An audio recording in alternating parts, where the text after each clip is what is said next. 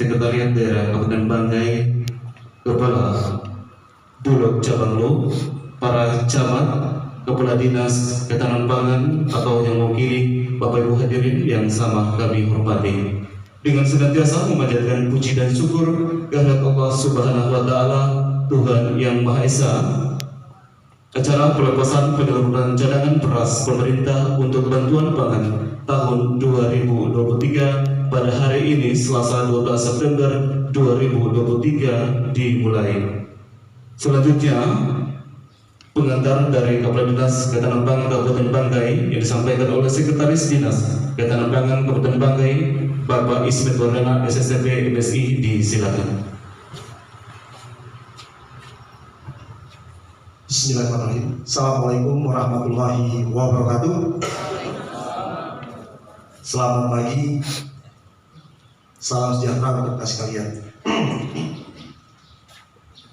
Yang terhormat Bapak Bupati Banggai, Ibu Aisyah II, rekan camat, rekan-rekan lurah, kepala desa, kecamatan Luk dan Luk Selatan yang sempat hadir pada hari ini, dan seluruh tim dari Ketahanan Pangan, teristimewa Bapak Kabulok bersama tim yang sempat hadir pada hari ini.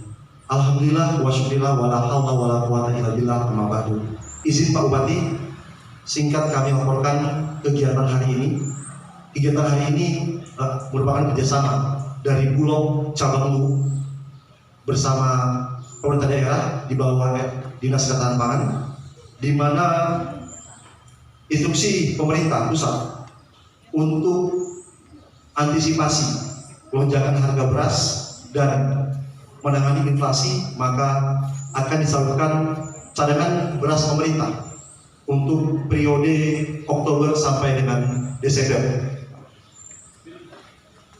Bulog bersama pemerintah daerah akan menyalurkan sebanyak 262.160 ton untuk 26.216 penerima manfaat. Hanya saja izin Pak Bupati, di beberapa wilayah kecamatan masih ada penyesuaian data DTKS, sehingga mungkin penyalurannya ini kita tidak bisa bikin serempak. Kita akan bikin sesuai dengan data yang sudah siap. Tapi sesuai instruksi, beras ini tidak bisa kami tahan lama, harus secepatnya disalurkan, dan Bulog sudah memang komitmen untuk tetap taat pada aturan, dan memang Bulog juga ini Pak ikut terlibat langsung dalam ini masa inflasi. Persiapan mereka sudah cukup baik. Kemarin Pak Kabulok melaporkan juga kepada kami bahwasanya beras sudah siap, tinggal data yang harus kita sinkronkan. Seperti itu Pak Kabulok ya. Jadi memang izin Pak Bupati, kami mohon petunjuk arahan Pak Bupati terkait kegiatan ini. Semoga dengan kebijakan Bapak dan arahan Bapak, kegiatan ini tidak akan mendapat masalah atau juga. Harapan kami untuk teman-teman lurah, camat, mohon dibantu penyaluran ini, semoga secepatnya sampai kepada penerima manfaat. Sekian, terima kasih. Assalamualaikum warahmatullahi wabarakatuh.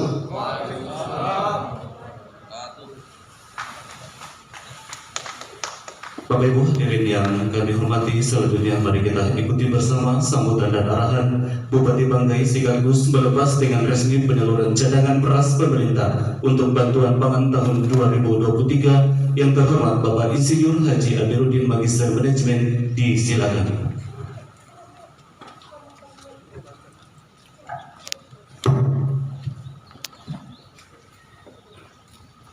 Bismillahirrahmanirrahim. Assalamualaikum warahmatullahi wabarakatuh. Selamat pagi, salam sejahtera buat kita semua. Om Swastiastu, Namo Buddhaya, salam kebajikan. Yang saya hormati Ibu Asisten 2, ya, para kepala dinas yang sempat hadir, Pak Kabulok, Pak Camat Luk Selatan, para lurah dan kades sekecamatan Luk Utara dan Luk Selatan, hadirin yang berbahagia. Alhamdulillah pagi hari ini kita kembali mendapatkan bantuan. Jadi kemarin waktu kita rapat secara nasional yang dipimpin langsung oleh Pak Jokowi. Mari Pak Sekap.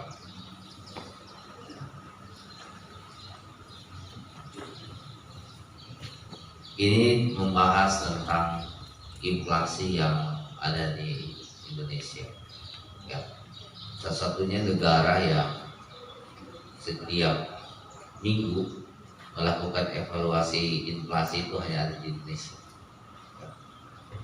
Saya waktu kemarin pulang dari Amerika, saya juga cerita sama Pak Mendag, Pak, Bapak punya program ini sangat baik sekali. Ya. Karena begitu banyak pertumbuhan ekonomi yang ada di dunia ini, tapi tidak pernah ada evaluasi setiap minggu. Itu cuma Indonesia. Ya, sekarang ini kemarin yang Argentina itu sampai dengan 140% inflasi, Turki sampai dengan 70%. Alhamdulillah bulan kemarin Indonesia itu terbaik di dunia, ya 3,sekian persen. Tapi kita Kabupaten Bangkai kemarin kurang lebih 4,7%. Terus penyumbang inflasi terbesar ya untuk year on year itu adalah beras. Ya, itu beras ini itu seluruh Indonesia. Makanya kemarin Pak Presiden langsung menyampaikan bahwa kembali untuk memberikan bantuan beras di seluruh pelosok tanah air. Alhamdulillah termasuk di Kabupaten Bangkai. Ya. Ini kita terima kasih ke Bapak Presiden. Terus kemarin juga kita penyumbang terbesar itu di Kabupaten Bangkai untuk year on year-nya itu beras berada di angka 0,92. Ya. Kemudian jangan tepuk tangan inflasi.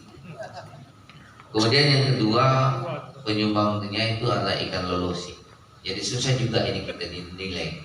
Karena dinilai itu saya kemarin bertanya ke Kepala Bank Indonesia sampai Pak, apa nggak boleh ditulis ikan saja? Ini ada ikan lolosi, ikan bobara. Jadi ketika kita tidak musim ikan lolosi, orang cari lolosi tidak ada, harganya naik, ini dianggap inflasi. Begitu juga dengan ikan bobara. Ini biar paham. Ya, utamanya Pak Kades, Pak Lurah ini paham. Karena kadang-kadang yang berkembang di kota seperti ini. Bapak ditanya inflasi apa? Jangan sampai tidak paham. Tuh, jadi ikan, kemudian ada ikan bobara, kemudian ada gas LPG, ya. Yang terakhir adalah ikan kakamba. Jadi kalau orang sudah tidak memancing ikan kakamba, kemudian harga di pasar naik harga kakamba, maka itu jatuh inflasi.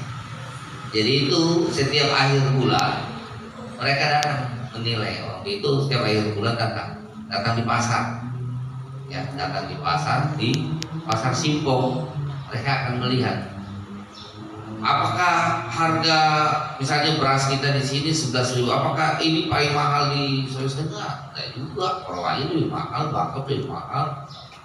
Tetapi mereka itu tidak dinilai, tidak diambil sampel. Jadi untuk di Sulawesi Tengah hanya dua yang ambil sampel, Kota Palu dan Kota Luwu. Yang lain belum diambil sampel. Maka kita menjadi ukuran. Nah, kita minggu bulan ini ke-5 kalau nggak salah ya untuk Indonesia Timur ini ya, Indonesia Timur urutan ke-5, tapi masih banyak juga ya. Itu untuk year on year. Terus mantumannya bulan Agustus penyumbang terbesar kita itu ada 0,17 itu nasi dengan lauk. Kenapa nasi dengan lauk penyumbang? Karena kita 17 Agustus banyak acara, jadi banyak orang makan nasi bungkus ya.